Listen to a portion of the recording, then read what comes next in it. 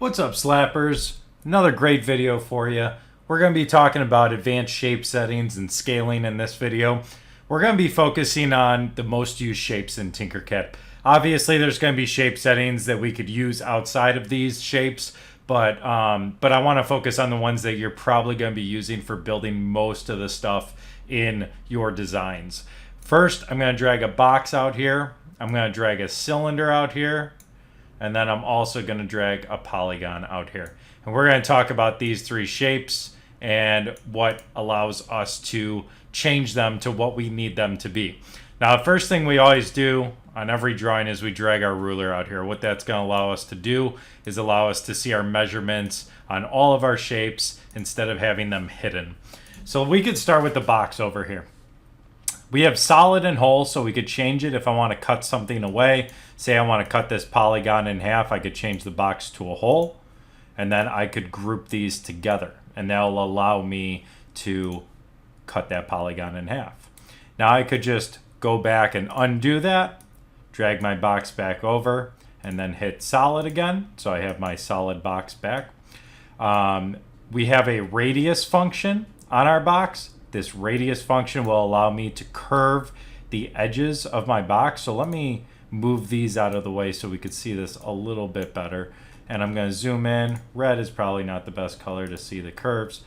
So we're going to change the radius, and as you could see, that changes the edges, and we could all go all the way down until we create a sphere, actually. So as we go back, it makes our edges more rigid.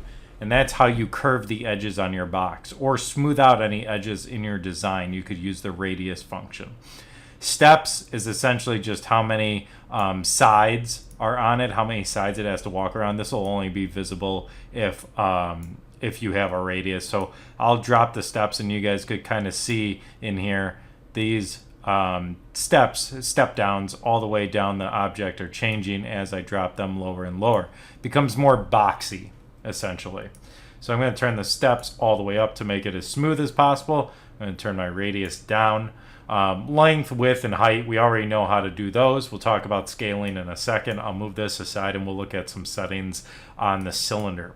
So the cylinder has these jagged edges around it, and if you 3D print this, you'll actually get a weird kind of jagged edge around it, and that isn't really what people want. They don't want a jagged edge cylinder. They want it to be smooth as possible. So all you have to do is turn the sides all the way up, make it as many sides as possible, and that's just like the steps for our box. As I turn down the sides, you guys could see it becomes a little more jagged around the edges. So I'm going to turn this all the way up. I like to leave sides all the way up pretty much every single time I use it. The bevel will allow us to chamfer this edge, so it almost creates a pin looking object. You could use this to make pins to fit things together. So maybe I want to make this kind of like a pin to fit into an object to attach something to another object. So that's a really nice chamfer option that we have. So I'm going to turn my bevel back off. And that's pretty much it for cylinders. Polygons, a little different. They have an option for how many sides you want. So I could add sides to it. Then they have our bevel option, which we just saw on our cylinder. This is our chamfer on the edges, just like we had for our pins. And then the segments, same idea. This will either smooth out those edges or make them jagged.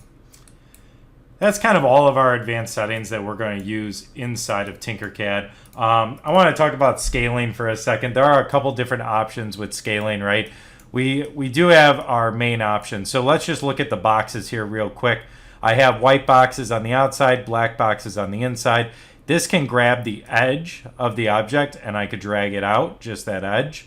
And then this could grab the corner of the object, and I could drag it down, I could drag it right. So just mattering what you're trying to scale. We also have a box up top and a cone up top. So if I look at this from my side view, I could see the box up top. That is to raise the actual size of my object here.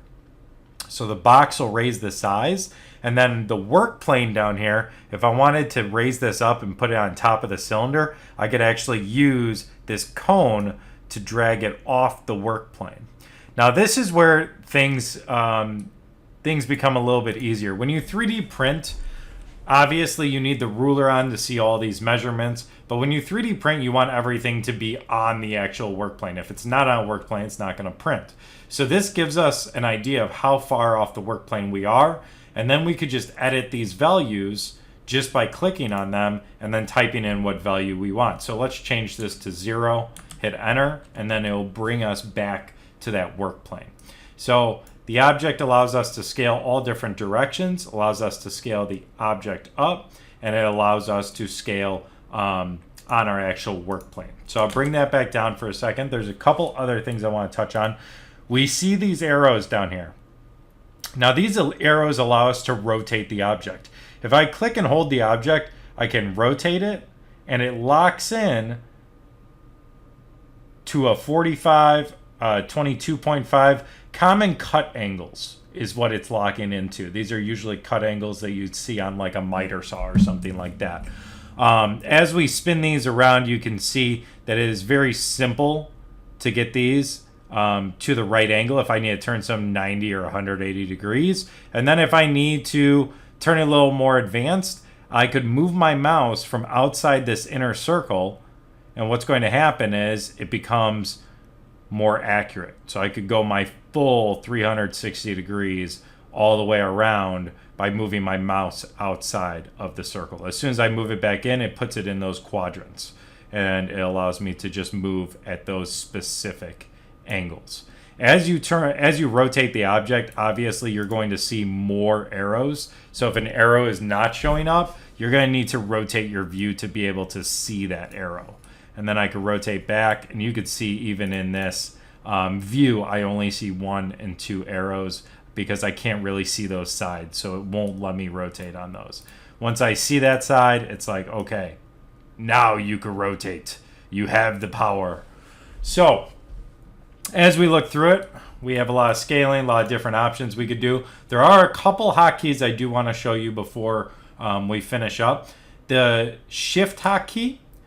So as we hold shift and scale, it's going to scale the entire object equally no matter where I pull off the object. So if I pull off this corner and I'm holding shift on my keyboard, it'll scale all the sides equally coming out that way. If I choose to hold the top, it will scale it equally on all sides going outwards. Now, there is an addition that I could add to this.